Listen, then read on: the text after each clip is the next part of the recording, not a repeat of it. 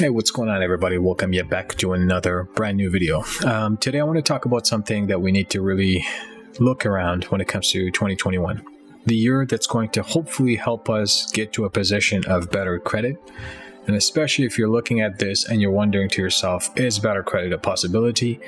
Even though you may have tried to fight the credit bureaus in the past, or perhaps are fighting with creditors, and are sort of stuck in between a hard place and a rock because you're not necessarily sure of what the next steps would be for you. You're not necessarily sure of what the next few things you'll need to do, specifically when it comes to credit repair, that'll help you get to that position where you'll be able to create outcomes and success for yourself.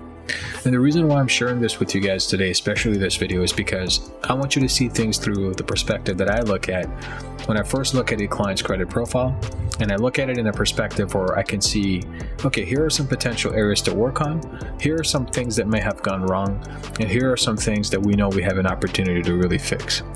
And this is where I want you to really think through like a forensics auditor. That perspective that we have to get used to really give us the wherewithal to create the success that we need when it comes to getting your credit fixed.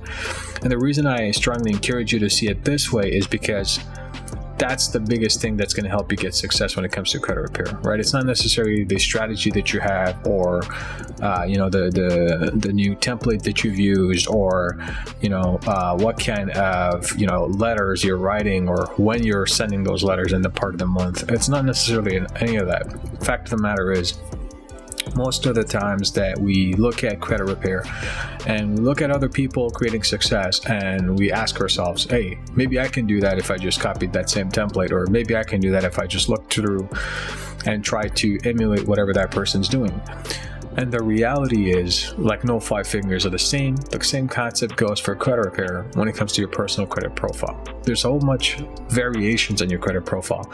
There's just so much independent things that are there that you really get to learn to push yourself in a direction that doesn't necessarily allow you to be, I guess in a way, swayed from those things that you see online, but rather think through a perspective that you really know how to create results and control by understanding what the specific reasons as to why items are appearing a certain way, what the specific reasons are as to why you haven't had success in credit repair, right? Why maybe the creditors are leaving it the way they are right now because the stuff that you've done in the past may not necessarily have been the best for you. You see what I'm saying? So there's just so much things there that you got to learn to adapt to and think through when it comes to credit repair. So moving forward in 2021, I want you to think through in a perspective, like I said, in a forensics perspective, but also you got to learn to create guidelines for yourself, right? A guideline process is essentially going to allow you to stop and step back and see and analyze really on a pretty realistic perspective whether or not certain things are doable. And on the other side, whether you should pursue a certain avenue of credit repair or perhaps stop a certain type of strategy and pursue it through alternative avenues. And the reason this is important is because those two things are going to help you basically create success realistically, but also at the same time more feasibly, right? For example, a lot of people want to create success in a matter of a couple of weeks. That's not feasible. Is it realistic? Possibly not. But they do certain things and tactics that cause their credit profiles to take a dent. Temporarily, it may look like the solution's created. A good example of this is a lot of people have done identity theft, creating false affidavits, filing police reports about identity theft on specific type of items. Now, this could be a temporary band-aid. Here's the problem though. It's like a virus lingering inside your body where the scar is, but you put a band-aid over that without necessarily doing things to it to get rid of or immunize your body to protect yourself against that virus. So when you start to have applications rolled out for you when you're applying with creditors, the one thing that you don't necessarily understand, or perhaps don't see because you don't have ability to as a company, people start to look back in the past and they start seeing creditors have filed certain things against you because they have internal databases that they share amongst banking institutions for the sake of preventing fraud.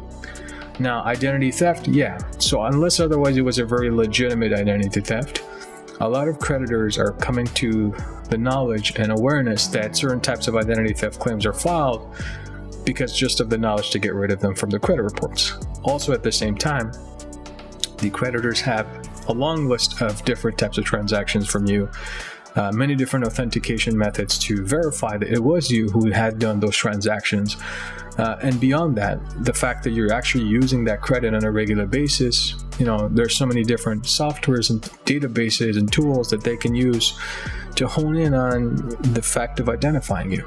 So even though some creditors don't necessarily go right off the bat and spend a lot of money and take you to court to sue you, what happens is they will do the damage behind the scenes. You're not going to get approved for a lot of credit cards. Items are going to come back on your credit reports regardless of how may it look. Like I said, it's a temporary band-aid. It's not the solution. The virus is still lingering within, and items do come back. And when they do come back, there is a tendency that those items will stay there for a longer period of time. And that's because we haven't taken the time to solve the problem, right? We haven't taken the time to look deep into the issue that's being caused for us to get that negative credit in the first place. So temporary shortcuts are not realistic. They're not feasible. So learn to understand the differences between that. Ask yourself the question of, in 2021, what do I really want to create for myself long term? And this I mean by credit, financial well-being, prosperity, and so many different avenues of using your credit to leverage it for whatever reasons you want. I talk about the credit tier system, which enables you to look at credit as a means to identify yourself on which category or tier you're in. The first tier simply is you're running back and forth from creditor to creditor, just managing debt actively and not necessarily making anything out of it. And the fact of the matter is, at a certain point, this credit that you have is actually costing you more money. You're turning this credit into a parasite, which in turn it wasn't supposed to be used as or be meant to be a parasite. But in fact, what's happening is that credit is actually draining you because you're in that tier 1 where you're just managing the debt. And we fall into this category quite a bit. I see a lot of people that I talk to on a regular basis, and people who are advertising this on a regular, to the masses, saying, hey, look for this credit card, apply for this type of funding, get X amount of dollars of funding. And here's the problem that we really have to dismantle this myth. And the reason I say this is such a critical component is because no amount of credit cards that you have or the highest limits you have is going to position you financially to a better perspective, or position you financially to, I guess in a sense, to give you more out of your credit rather than take from you. Right? To get a lot more credit doesn't necessarily give you a lot more stuff, financially speaking. It's just a debt. And unless we see it like that, we're always going to be stuck at the tier 1 level, which is credit is costing us. Then we talked about the tier 2. And I have this video. I'm going to actually link it on the description of this video and a card that you're going to see here as well. But I want you to pay attention to that. You see, tier 2 is where you don't necessarily, your credit is not costing you any money. Right? Credit is actually not costing you anything because you're learning to leverage it the way it was meant to be leveraged. And it's helping you position yourself to basically save more money. Right? It means the earnings that you have, your income, is not necessarily going towards debt. Rather, you can start to stack that up and save or perhaps invest it ultimately. Right? That's tier 2. It's when you don't have to worry about credit costing you anything. But a lot of people are so caught up on tier 1 and the shiny object syndrome of how many different credit cards they have or what kind of high limits they have, whereas they haven't really understood how to tame the bull by its horn and control that beast, which we call credit. They're still running around like a headless chicken because it's costing them a lot of money, and their escape mechanism is to see what's the next best credit card rather than how do I position myself so that credit doesn't cost me anything. So start to shift your mindset, because 2021 is going to be a lot of concentration around improving the ability of your credit rather than how much credit you have. The ability of your credit is what matters. So tier 2 is what we talk about. And obviously, I can confidently say that the course that I have, the Ultimate Personal Credit Mastery 3.0, helps you with that, because that creates some sort of perspective for you to use credit the way it was meant to, give you perspective on how to really put yourself in a position to leverage it properly. And then once you're comfortable with tier 2 and it's not costing you anything when it comes to credit, then you talk about tier 3, where you're leveraging your credit, but on a very massive scale. And that credit is creating opportunities, income, and investments for you that's going to give you some things in return, which now your credit has turned into some sort of asset, right? And something that you can reliably and comfortably use without feeling bad for it. Tier 3 credit people and individuals who are at that level have doors open up to them in terms of opportunity. They get a lot more access to resources. The banks are more lenient with them.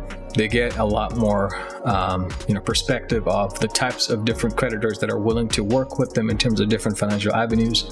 So tier 3 is really the goal. And if you're in this channel and you've been watching me for a while I educate you on how to remove negative items, how to challenge specific lights, how to deal with debt collectors, and perhaps build your credit strong, the biggest emphasis behind the push of this channel is to help you really move to the tier 2, at least to a comfortable spot. Then ultimately from there you can decide whether or not turning your credit into an asset is right for you, or perhaps you just want to get by but you don't want your credit to cost you anything. Ultimately staying in tier 2, that is, right? So these are some of the perspectives that you really need to get comfortable around, because those things are going to matter in 2021, right? And I want to leave you off with this as a final gesture of goodwill, as I want to say that, look, as you go into this year, right, minimize the amount of wrong type of education that you're getting and you're dissecting, essentially, right? A lot of people will teach you so many different things. But you got to look, and like I said, step back and look, hey, is this the type of education that's right for my well-being? Is this going to help me position myself to be financially stronger? And I don't mean credit stronger. Credit stronger means you're borrowing more. If you have more debt, what does that mean? You owe money. Credit is not something that's for free. It's a debt. Hence the reason why there's systems that, even though it may be unsecured, it's going to cost you long term, because everybody does credit checks nowadays.